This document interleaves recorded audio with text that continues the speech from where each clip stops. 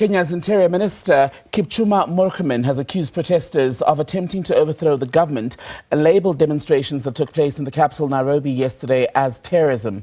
Protest leaders say the remarks are meant to deflect attention from their demands. The Interior Minister says that police prevented demonstrators from reaching Parliament and State House. So far, the number of people who died, allegedly due to excessive force used by police, is estimated or reported to be around 16. Incidents of looting and arson were also reported in several cities, including Nairobi. The protests were to mark the anniversary of last year's anti-government demonstrations, which ultimately forced the government of William Ruto to pull back or change its mind regarding the implementation of new tax laws. It was terrorism disguised as dissent.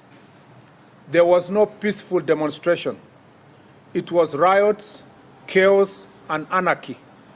Let me therefore state unequivocally that we condemn the criminal anarchists who, in the name of peaceful demonstrations, unleashed a wave of violence, looting, sexual assault, and destruction upon our people. This is nothing to do with protests. This is nothing to do with freedom of expression. It was an unconstitutional attempt to change the regime of this republic. And this is therefore, yesterday what the police did to foil was they were able to foil an attempted coup. And since there's no one who is going to defend our police officers, I want to speak authoritatively here.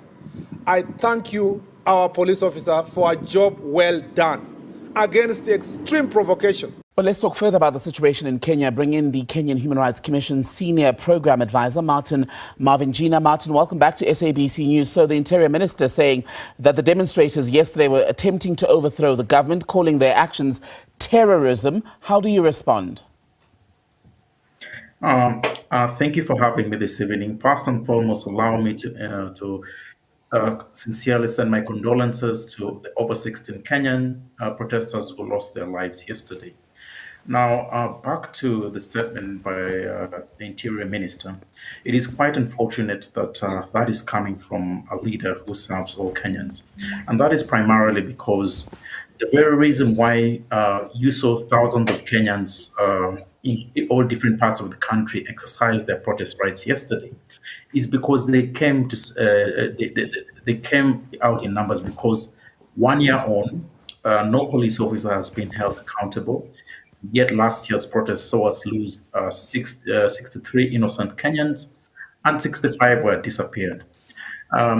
We know it is well known that in most instances that most of these protests turn violent as a result of the repressive and brutal response that is usually practiced by the police. When you see what we witnessed yesterday, in fact, was that the police had actually blocked access to Parliament, and they placed barbed wires in the road. They used live ammunition and tear gas to disperse peaceful protesters. Mm-hmm. And when that happens, protesters are actually usually when that happens, that is when protests become violent. So it's usually the repressive response side. Are you saying, Martin? Are you saying that yes, the looting that the minister was complaining about, are you saying that was only a response to, if I can say it, provocation, if I can call it that, by law enforcement at the scene? What I can confirm is that the looting was actually not done by protesters. In fact, we are reliably informed that different political actors actually hired goons to infiltrate the protests. In fact, from the documentation by the Kenyan Human Rights Commission and several other civil society organizations, we have seen we have clips of police officers actually looting supermarkets within Nairobi.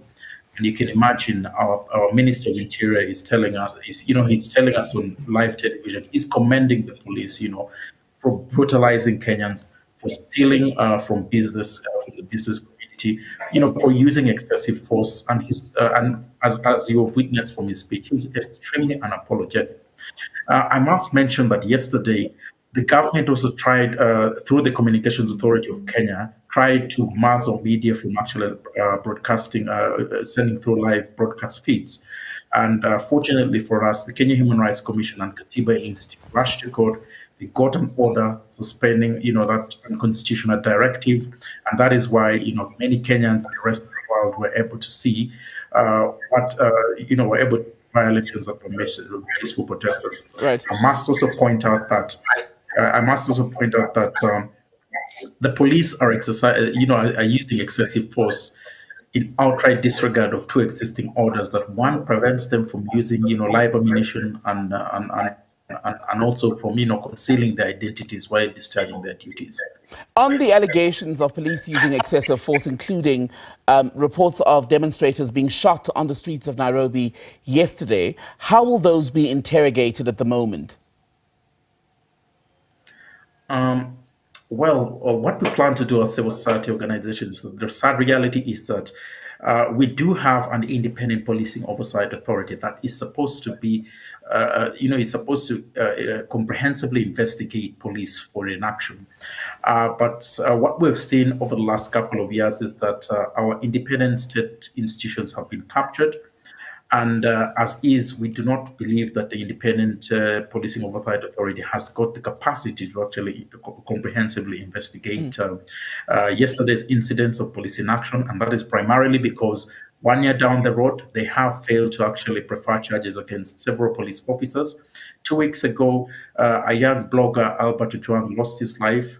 There is clear evidence that points to, the Deputy Inspector General of Police being involved in his unlawful death. And to date, they have failed to prefer charges against him. Right. Now, what we're calling for as civil society organizations is we want an independent, judicial process, or even we intend to look at, a global, a process either through the UN mechanisms or even the African Commission on Human and People's Rights that can come in and interrogate, the violations that have happened not only yesterday but also last year in Kenya. Because honestly speaking, we don't think the Independent Policing Oversight Authority has the capacity to conduct comprehensive investigations. The Directorate of Criminal Investigations equally does not have the capacity to investigate its own, and that is primarily because for the longest time, cases of unlawful deaths by police take an inordinate period of time, to be prosecuted. In fact, 5 years down the road, over 1,000 Kenyans have lost their lives, and we only have at the hands of police. And to date, we only have 150 police officers who have, been processed through corridors of justice, some of whom are serving, sentences in courts. But you can imagine, the stark number. Right. You've lost very many lives, 1,000 lives, and yet we only have 150 officers being, held briefly, accountable, or who are still being, I hear you, Martin. Briefly, because we're about 30 seconds until this conversation, until we're out of time, actually, I wanted to get confirmation from you in terms of the latest number of people who are now known to have died as a result of what we witnessed on the streets of Nairobi and elsewhere in the last 24 hours, but also what do these demonstrations, paired with what happened after the death of the blogger Mr. Ojwang in police custody a few weeks ago, and those anti-government demonstrations of June 2024, what does that all, when read together, what does it all mean for the stability of Kenya at the moment? What this implements is that you're seeing citizens take back power. That they're taking back the power that rightly belongs to them. Because remember, we do have elections every 5 years, and those in power are actually, supposed to be servant leaders. But unfortunately, our political class, specifically Mr. William Ruto, and a host of political leaders have breached the social contract. They have failed to discharge their mandate. They have abdicated their duties. And that is primarily why you see Kenyans are actually frustrated and tired of the current administration's ease. Thank you very much for speaking to us. Martin Mavenjina from the Kenya Human Rights Commission. Thank you for your time.